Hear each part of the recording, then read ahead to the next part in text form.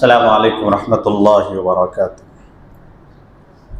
الحمد للہ کفا وسلام علی عبادہ الذین اصطفیٰ، اما بعد فاعوذ باللہ من الشیطان الرجیم، بسم اللہ الرحمن الرحیم۔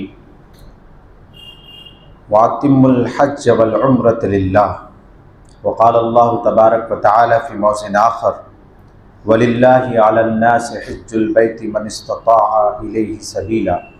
صدق اللہ العظیم۔ میرے محترم بزرگوں اور دوستو، حج ایک اسلام کی بنیادی اور اہم رکن ہے، اسی پہ روشنی ڈالی جا رہی ہے۔ دیکھیے، اللہ تبارک و تعالیٰ نے اپنا ایک گھر بنایا ہے جس کو بیت اللہ کہتے ہیں، اور روئے زمین پر سب سے پہلا گھر جو وجود میں آیا ہے وہ خانہ کعبہ ہے۔ تو خانہ کعبہ کو دیکھنے کے لیے لوگ جاتے ہیں، طواف کرتے ہیں، پھر عرفات کے میدان میں جاتے ہیں، مزدلفہ جاتے ہیں، مینا جاتے ہیں، جو کہ اہم رکن ہے۔ اللہ تبارک و تعالی نے اپنے در پر بلا کر انسان کو اپنا قرب عطا فرماتا ہے، کبھی وہ حجر اسود کو چومتا ہے، کبھی ملتزم سے چمٹتا ہے، تو ایک دیوانے کی طرح اپنے سر کو کھولے ہوئے اور اپنے جسم کو دو چادروں میں لپٹے ہوئے احرام میں کبھی یہاں سے وہاں، کبھی وہاں سے یہاں، کبھی دوڑ رہے ہیں، کبھی چپٹ رہے ہیں، کبھی رو رہے ہیں، کبھی کچھ عجب سی کیفیت ہے۔ ایک انسان کو جب کسی سے محبت ہوتی ہے تو اس کے لیے وہ دیوانہ وار ہو جاتا ہے، اس کی دیوانگی اس کے چہرے سے، اس کے بالوں سے، اس کے کپڑوں سے دیکھی جاتی ہے۔ لیکن آج میں اس پر روشنی نہیں ڈالوں گا، میں آج اس بات پہ روشنی ڈالوں گا کہ انسان جب حج کرنے کے ارادے سے نکلتا ہے تو اس کے لیے بڑی تیاریاں کرتا ہے، کئی مہینوں سے تیاریاں ہوتی ہیں، پیسے کا انتظام کرتے ہیں، اور لوگ دعائیں کرتے ہیں، ان سے دعائیں کرنے کے لیے کہتے ہیں، سلام پیش کرنے کے لیے کہتے ہیں، لوگ آتے ہیں، ملتے ہیں۔ لیکن ایک وقت وہ آتا ہے کہ جب حاجی کا وقت آ جاتا ہے اور جس دن اس کی روانگی ہوتی ہے، ان کے رشتہ دار، قرب و جوار، اوس پڑوس کے لوگ سب آتے ہیں ان سے ملنے کے لیے۔ پھر وہ انسان اپنے گھر سے نکلتا ہے اس منزل کی طرف جس طرف اللہ نے بلایا ہے۔ اب دیکھیں گے تو ایک عجیب سی کیفیت طاری ہے۔ وہ کیفیت یہ ہے کہ جب انسان کی موت ہوتی ہے نا، تو ہر ایک لوگ ان کے پاس آتے ہیں نا، سب اوس پڑوس کے لوگ، ہر طرف کے لوگ آتے ہیں۔ پھر لوگ جنازے کے ساتھ جاتے ہیں اور اسے قبر کے حوالے کر کے آ جاتے ہیں۔ اسی طرح سے ایک حاجی کے ساتھ بھی ایسا ہی ہوتا ہے کہ بہت سے لوگ ملنے کے لیے آتے ہیں، پھر وہ دعا سلام کر کے چلے جاتے ہیں۔ ان کے کچھ جو خاص رشتہ دار ہوتے ہیں، بیٹے وغیرہ، بیٹیاں وغیرہ، وہ ایئرپورٹ تک جاتے ہیں، پھر وہاں سے انہیں اکیلا جانا پڑتا ہے۔ تو دیکھا جائے تو ایک طرح سے ہمیں آخرت کی یاد دلا رہا ہے کہ جس طرح سے انسان اس دنیا سے جاتا ہے الوداع کہتے ہوئے، موت کا وقت جب آ جاتا ہے تو اس کے رشتہ دار، اس کے قرب و جوار کندھے پر بٹھا جنازے کو لے جا کر کے قبر کے حوالے کر دیتے ہیں، اور پھر تنہا اس کو چھوڑ دیا جاتا ہے۔ اسی طرح سے ایک حاجی کو بھی وہاں چھوڑ دیا جاتا ہے، پھر وہاں سے اس کی اپنی محنت ہوتی ہے اور اپنے سے جانا پڑتا ہے۔ لیکن اگر اس میں بھی کسی کے ساتھ کچھ برا ہو جائے، کسی طرح کے کاغذات وغیرہ میں، تو پھر اس کا کیا حال ہوتا ہے، کتنے پریشان ہوتے ہیں۔ تو یہی مرحلہ انسان کا بھی ہے کہ جب وہ قبر میں ڈالا جاتا ہے تو اگر اس کے ساتھ ساری چیزیں اچھی ہوں، نام اعمال ان کے اچھے ہوں، برے اعمال اگر ساتھ نہ ہوں، تو وہ انسان بہت اچھے سے اپنے سوال کا جواب دے پاتا ہے۔ لیکن اگر اس نے اپنی زندگی میں گناہوں کے کام کیے، اللہ کو ناراض کرنے والے کام کیے، تو انسان قبر میں دبوچا جاتا ہے، طرح طرح کی پریشانیاں، اذیت جھیلی جاتی ہے۔ تو انسان کو ایک طرح سے سبق دیا گیا ہے کہ یہ جو تم حج کرنے کے لیے جا رہے ہو، اپنے گھر سے دور ہوتے جا رہے ہو، بے عین ہی یہی صورت ایک وقت وہ بھی آنے والا ہے جب یہ دنیا چھوٹ جانے والی ہے، کوئی کسی کا ساتھ نہیں ہوگا، اکیلا ہی جانا ہوگا۔ جس طرح سے ایک حاجی حج کرنے کے لیے اکیلا ہی جاتا ہے، پھر کوئی نہیں جاتا اس کے ساتھ۔ تو میرے بزرگوں، دوستو، ہماری ہر چیز دنیا کی فانی ہونے والی ہے، کوئی بھی چیز جو ہے وہ باقی رہنے والی نہیں ہے، اور ہر چیز یہی پیغام دے کر چلی جاتی ہے کہ یہ ہمیشہ رہنے والی چیز نہیں ہے۔ ابھی دن ہے، تھوڑی دیر میں رات ہو جائے گی، یہ دن گزر جائے گا، یہ وقت بتائے گا آپ کو کہ اب یہ نہیں آنے والا ہے، ختم ہو جانے والا ہے۔ پھر رات بھی ختم ہو جائے گی، سورج نکلتا ہے، ڈوب جاتا ہے، دن کا الٹنا پلٹنا، خوشی کا آنا، غموں کا آنا، کبھی بیمار کا ہو جانا، کبھی صحت یابی کا ہو جانا، ہر ایک چیز یہ بتا رہی ہے بقا کسی کو بھی حاصل نہیں ہے، فنا ہر ایک کو ہونا ہے، کوئی بھی چیز باقی نہیں رہتی۔ ایک انسان یہاں سے جب جاتا ہے تو اپنے رہنے سہنے کا انتظام کرتا ہے، کتنے دنوں تک رہتا ہے وہاں پر، لیکن ایک وقت وہاں وہ بھی آتا ہے کہ اس گھر کو چھوڑ دینا پڑتا ہے، اس ہوٹل کو چھوڑ دینا پڑتا ہے، پھر دوسری جگہ جانا پڑتا ہے۔ تو یہ بھی کیا بتا رہا ہے؟ کہیں بھی پائیداری، بقا حاصل نہیں ہے۔ اسی طرح سے جب ہم اپنے گھر میں رہتے ہیں، اپنے بلڈنگوں میں رہتے ہیں، اپنی عمارت میں رہتے ہیں، بہت اچھا گھر ہے، بہت اچھی حویلی ہے، کھایا پیا رہا سہا، لیکن ایک وقت وہ آتا ہے کہ پھر ہم کو اس دنیا سے جانا پڑتا ہے۔ تو بقا کسی چیز کو بھی حاصل نہیں۔ بہت اچھے طریقے سے آراستہ کرتے ہیں، بہت اچھے طریقے سے سجاتے ہیں، لیکن اسی حاجی کی طرح جیسے کہ ابھی یہاں رہا، پھر اللہ کا حکم آیا کہ دوسری جگہ جاؤ، اس جگہ کو چھوڑنا پڑا، عرفات میں جانا پڑا۔ عرفات میں جا کر جمع ہوئے تو ایک عجب ہی عالم ہے وہاں کہ سب لوگ ایک ہی جگہ جمع ہو گئے، جیسا کہ میدان حشر ہے، ایک دم جیسے کہ میدان حشر میں سب لوگ جمع ہو جائیں گے، اسی طرح سے وہاں میدان عرفات میں سب لوگ جمع ہو جاتے ہیں۔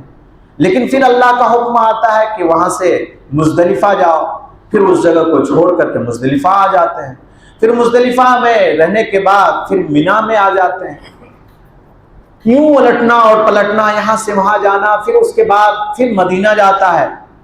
پھر مدینہ جانے کے بعد حضور اکرم صلی اللہ علیہ وسلم کے روزے رسول پر حاضری ہوتی ہے، وہاں آدمی اشکبار ہو جاتا ہے، جی نہیں چاہتا ہے کہ وہاں سے آئیں، لپٹ کر رہیں وہیں، بس روئیں گر گرائیں، در و دیوار کو لپٹ کر رہیں اور کہیں نہ جائیں۔ لیکن وہ وقت بھی آتا ہے کہ جب ودا ہونے کا ہوتا ہے اور جب رخصت ہونا ہوتا ہے تو آدمی کو اس جگہ سے تو زیادہ کسی چیز سے محبت نہیں ہو سکتی، حضور سے زیادہ کسی سے محبت ہوگی؟ نہیں ہوگی۔ دیار رسول میں حاضری ہو رہی ہے، مدینہ پاک کو چھوڑ کر کہاں جانا چاہے گا؟ ایک عاشق رسول تو چاہے گا کہ میں یہی، کیا ہے وہ ہے مدت سے یہی حسرت شہ عالم یہ سینے میں ہے، مدت سے یہی حسرت شہ عالم یہ سینے میں، کہ مزہ کیا خاک آئے گا یہاں گھٹ گھٹ کے جینے میں، چلو دیوانو طیبہ کی گلی میں جا کے مر جاؤں، مزہ کیا خاک آئے گا یہاں گھٹ گھٹ کے جینے میں۔ تو ایک عجب سی کیفیت ہوتی ہے، لیکن ہر انسان کو وہاں سے جدا ہونا پڑتا ہے، پھر وہ گھر پر آتا ہے۔ تو میرے بھائیوں، بزرگوں اور دوستوں، دنیا کی ہر چیز ہمیں یہ بتا رہی ہے کہ کتنی ہی اچھی سے اچھی جگہ مل جائے، اچھی سے اچھی چیز مل جائے، لیکن اس دنیا کو بقا نہیں حاصل ہے۔ یہ دنیا کتنی ہی رنگین کیوں نہ ہو جائے، کتنے ہی عیش و آرام کے سامان میسر ہو جائیں آپ کے پاس، ہر طرح کی آسائش، راحت، آرام، چین، سکون مل جائے، لیکن اس کے باوجود بھی ہمیں یہاں رہنا نہیں ہے، ختم ہو جانا ہے، سب کچھ اس دنیا میں رہ جانا ہے اور ہمیں اکیلا ہی چلا جانا ہے۔ اس راستے سے کتنے لوگ گزرتے ہوں گے؟ مسافر آتا ہے اور چلا جاتا ہے، یہ مسافر ہی کی طرح تو ہماری زندگی ہے کہ ہم یہاں کچھ دیر رکے، پھر کچھ دیر وہاں رکے، اور اس طرح سے رکتے رکتے ایک وقت وہ آیا کہ ہم موت کے منہ میں چلے گئے اور اس دنیا سے چلے گئے۔ یہ دنیا مسافر خانے کی طرح مثال دی گئی ہے کہ اس میں انسان کو اسی طرح سے زندگی گزارنی چاہیے جس طرح سے ایک مسافر کو جو چیزیں درکار ہوتی ہیں بس وہی چیزیں اپنے پاس رکھ لیتا ہے اور اس کے بعد وہ سفر کرنے لگ جاتا ہے۔ آپ سفر کرتے ہوں گے نا، کہیں جاتے ہوں گے ممبئی، دلی وغیرہ، تو آپ کو جو جو چیزیں چاہیے، ضرورت کی چیزیں، کھانے پینے کی، وہ ساری چیزیں آپ اپنے پاس رکھ لیتے ہیں، اس کے بعد نکل جاتے ہیں۔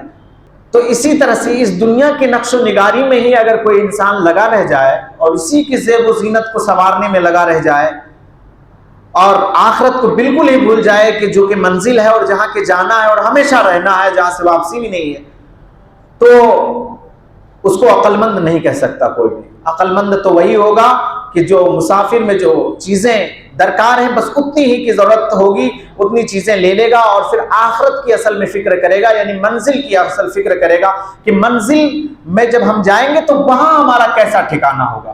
ہم کہیں جاتے ہیں تو جانے سے پہلے اپنا پورا انتظام کرتے ہیں کہ وہاں رہنے سہنے کا پورا انتظام ہو، کسی طرح کی کوئی پریشانی نہ ہو۔ تو ہم جب مرنے کے بعد اس دنیا سے جائیں گے تو وہاں جنت بھی ہے اور جہنم بھی ہے، دو ہی چیزیں ہیں۔ ہم کو کس میں رہنا ہے یہ ہمیں یہی ڈیسائیڈ کرنا ہوگا، ہمیں یہی فیصلہ لینا ہوگا کہ ہمیں کس میں رہنا ہے، جنت میں رہنا ہے یا دوزخ میں رہنا ہے۔ اگر جنت میں رہنا ہے تو اس کے لیے بھی پوری تیاری یہی کرنی ہوگی، جیسے کہ کوئی آدمی کہیں جائے گا تو اس کا کرایہ، اس کے پیسے، اس کے سارے انتظام کر کے جائے گا تاکہ وہاں پر اس کو کسی طرح کی دقت نہ ہو، کسی طرح کی کوئی پریشانی نہ ہو۔ تو اسی طرح سے اگر ہم آخرت سے ڈرتے ہیں، میدان حشر سے ڈرتے ہیں، حساب و کتاب سے ڈرتے ہیں، پل صراط سے ڈرتے ہیں اور جہنم کی خوفناکی سے ڈرتے ہیں، تو ہمیں ان چیزوں سے بچنا ہوگا اور ان چیزوں کو کرنا ہوگا جو جنت میں لے جانے والی چیزیں، جو جنت میں درکار ہیں۔ ظاہر سی بات ہے کہ انسان اعمال کے ذریعے سے ہی ان چیزوں کو حاصل کر سکتا ہے، کیونکہ دنیا میں آپ کتنے ہی اچھے سے اچھے ہو، کھائیں پیئیں رہیں سہیں، لیکن وہ تو بہرحال دنیا تک کی چیزیں ہیں۔ لیکن آخرت کی چیزیں کیا ہیں؟ وہ تو اعمال ہی ہیں، وہی نمازیں، وہی روزہ، وہی زکوٰۃ، وہی حج، وہی سچ بولنا، وہی غیبت سے بچنا، وہی اپنے آپ کو جھوٹ سے بچانا، یہی سب چیزیں درکار ہوں گی۔ اگر ان چیزوں سے ہم نے اپنے آپ کو مزین کیا ہوگا تو وہاں ہمارے لیے بڑا شاندار استقبال ہوگا۔ جیسے کہ ایک حاجی جب حج کر کے آتا ہے تو اس کا کس قدر زوردار استقبال ہوتا ہے، سب لوگ آتے ہیں، پیار سے محبت سے ملتے ہیں، دعا کراتے ہیں، سلام پیش کرتے ہیں۔ اسی طرح سے وہاں بھی یہی حال ہوگا کہ جب ایک جنتی جنت میں جا رہا ہوگا تو فرشتوں کی آوازیں آ رہی ہوں گی، قیلن سلامن سلاما، سلامتی ہو سلامتی ہو، ہم تو آپ کے منتظر تھے، مرحبا مرحبا، اس طرح کی آوازیں آئیں گی اور اس طرح فرشتے استقبال کریں گے اور ان کا جنت میں اس طرح سے استقبال کیا جائے گا جیسے کہ اس دنیا میں ایک حاجیوں کا استقبال کیا جاتا ہے۔ تو میرے بزرگوں دوستو، ہم آخرت کی فکر کریں۔ ایک مرتبہ حضرت اسرائیل علیہ السلام، حضرت اسرائیل علیہ السلام کو جانتے ہیں؟ کون ہے؟ کون ہے بھائی؟ ملک الموت۔ کون ہے؟ ملک الموت حضرت اسرائیل علیہ السلام کا نام جانتے؟ سب کی ملاقات ہونی ہے ان سے، کوئی چاہے یا نہ چاہے ہر ایک کی ملاقات ہوگی ان سے۔ تو بہرحال ایک مرتبہ حضرت یعقوب علیہ السلام نے حضرت اسرائیل علیہ السلام سے کہا، حضرت اسرائیل علیہ السلام کی اور حضرت یعقوب علیہ السلام کی دوستی تھی۔ مکاشفۃ القلوب میں امام غزالی رحمۃ اللہ علیہ نے لکھا ہے کہ حضرت یعقوب علیہ السلام میں اور حضرت اسرائیل علیہ السلام میں دوستی تھی۔ تو ایک مرتبہ حضرت اسرائیل علیہ السلام حضرت یعقوب علیہ السلام سے ملنے کے لیے آئے۔ حضرت یعقوب علیہ السلام کو جانتے ہیں؟ کون ہے؟ یوسف علیہ السلام کے والد، ہاں ماشاءاللہ، اور حضرت اسحاق علیہ السلام کے بیٹے، حضرت ابراہیم علیہ السلام کے پوتے، یہ پورا خاندان ہے نبیوں کا سلسلہ۔ تو حضرت یعقوب علیہ السلام سے ملنے کے لیے آئے حضرت اسرائیل علیہ السلام۔ تو حضرت اسرائیل علیہ السلام نے کہا کیا روح قبضہ کرنے کے لیے آئے ہو میرے پاس؟ تو انہوں نے کہا کہ نہیں، روح قبضہ کرنے کے لیے نہیں آئے ہیں، ہم آپ سے ملنے کے لیے آئے ہیں، دوستی کے ناطے آئے ہیں۔ تو حضرت یعقوب علیہ السلام نے کہا کہ تم میرے دوست ہو، ایک دوست کا خیال رکھتا ہے، میں تم سے ایک بات کہتا ہوں کہ جب میری موت کا وقت آئے تو اس سے پہلے مجھے اطلاع کر دینا۔ کیا؟ مجھے بتلا دینا جب میری موت کا وقت آ جائے. تو میرے دوست ہو اس کا خیال رکھنا. تو حضرت اسرائیل علیہ السلام نے کہا ٹھیک ہے، میں آپ کے پاس 3 قاصد بھیجوں گا. اس سے پہلے آپ کی موت سے پہلے میں 3 قاصد بھیجوں گا. ذرا یاد رکھیے گا، میں ابھی بتانے والا ہوں. کتنے؟ 3 قاصد. تو ایک وقت گزر گیا. کچھ دنوں کے بعد حضرت ملک الموت یعنی اسرائیل علیہ السلام تشریف لائے اور حضرت یعقوب علیہ السلام نے کہا کہ کیا کرنے کے لیے آئے ہو؟ تو انہوں نے کہا کہ روح قبض کرنے کے لیے آیا ہوں. کیا کرنے آئے ہوں؟ تو حضرت یعقوب علیہ السلام نے کہا کہ میں نے تم سے کہا تھا کہ جب میری موت کا وقت آئے تو تم مجھے اطلاع کر دینا. تم تو بغیر اطلاع دیے ہوئے میرے پاس آ گئے، ہے نا؟ تو حضرت اسرائیل علیہ السلام نے کہا کہ میں نے آپ کے پاس 3 قاصد بھیجے تھے. آپ دیکھیے، نوٹ کیجئے گا وہ کون سے قاصد ہیں. پہلا قاصد یہ تھا کہ جب آپ کے بال سفید ہو گئے تھے تو وہ میرا پہلا قاصد تھا جو آپ کو بتلا رہا تھا کہ آپ کا وقت قریب آنے والا ہے. آپ کا وقت قریب آنے والا ہے. حدیث میں بھی آتا ہے کہ جب ایک بال پک جاتا ہے تو دوسرے بال جو اس کے آس پڑوس رہتے ہیں وہ اس دوسرے کو کہتا ہے کہ تیرا بھی وقت آ چکا ہے جب تو بھی پک جائے گا. سمجھ رہے؟ تو جب انسان کا بال پک جاتا ہے تو گویا کہ اس کے موت کی گھنٹی بج چکی ہوتی ہے، یعنی موت کی بہت قریب ہوتا چلا جا رہا ہے. وہ انسان کو خبردار کرنے کے لیے یہی کافی ہے کہ اس کے ریش، اس کی داڑھی، اس کے بال یہ بتا رہا ہے ہر وقت کہ تمہاری موت قریب آ گئی ہے.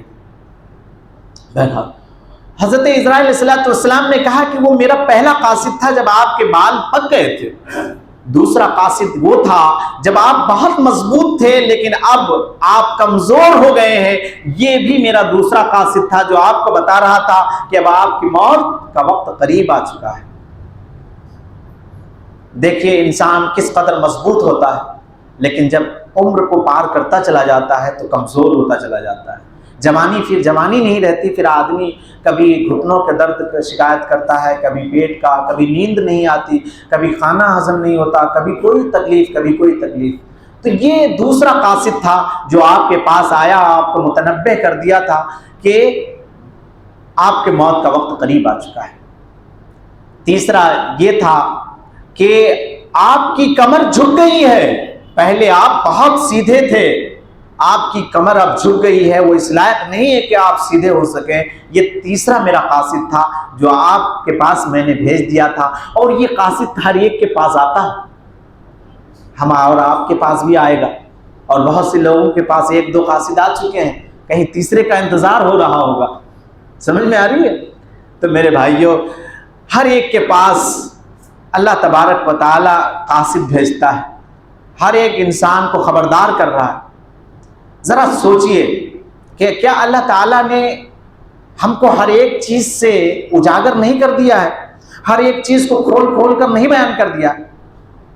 کوئی چیز ہے جس سے جو پردے میں ہو، جو ڈھکا چھپا ہو. خود اپنے آپ میں ہم اپنے ذات میں غور کریں تو کل کیسے تھے، آج کیسے ہیں اور کل کیا ہو جائیں گے. عربی مقولہ ہے حیات الانسان ظل زائل، کہ انسان کی زندگی جو ہے ڈھلتی چھاؤ ہے. کبھی یہاں چھاؤ ہوتا ہے، سایہ ہوتا ہے، پھر وہ ختم ہو جاتا ہے، پھر آہستہ آہستہ بڑھتا چلا جاتا ہے، ختم ہو جاتا ہے. تو یہ ہر ایک چیز میں عبرت ہے، ہر ایک چیز میں نصیحت ہے. اگر ہم نصیحت کے کانوں سے، نصیحت کی آنکھوں سے دیکھیں تو ہمیں پتہ چلے گا کہ اللہ تبارک و تعالیٰ نے کتنے انعام اور کتنا فضل ہم پر کیا ہے. لیکن ہم ہیں کہ ہم بہت ہی زیادہ غافل ہیں. اس لیے ہم اور آپ کو چاہیے کہ اپنے موت کے بارے میں سوچیں. میں اصل میں حاجی کی زندگیوں سے میں نے کچھ باتیں بتائیں آپ کو کہ حاجی جب حج کرنے کے لیے جاتا ہے تو بالکل ایک موت ہی کا جیسا مجسمہ تیار ہو جاتا ہے. ایک موت سی ہی زندگی کھنچ جاتی ہے کہ انسان تنہا تنہا پھر چلے جا رہا ہے. کچھ دنوں کے لیے ابھی گھر میں تھا، پھر چلا گیا اور تنہا رہ گیا، معلوم نہیں اب لوٹے گا بھی یا نہیں لوٹے گا، وغیرہ وغیرہ. تو یہ چیزیں ہیں کہ ہر انسان کو اپنے اعمال کی فکر کرنے کی ضرورت ہے. جو ان کے ساتھ ہمیشہ رہے گا، کبھی ساتھ نہیں چھوڑنے والا ہے، اس کا اعمال ہمیشہ کام آنے والا ہے. تو اس سے دوستی کیجئے، اس سے محبت کیجئے، اس کی کرنے کی کوشش کیجئے. اللہ ہم سب کو عمل کرنے کی توفیق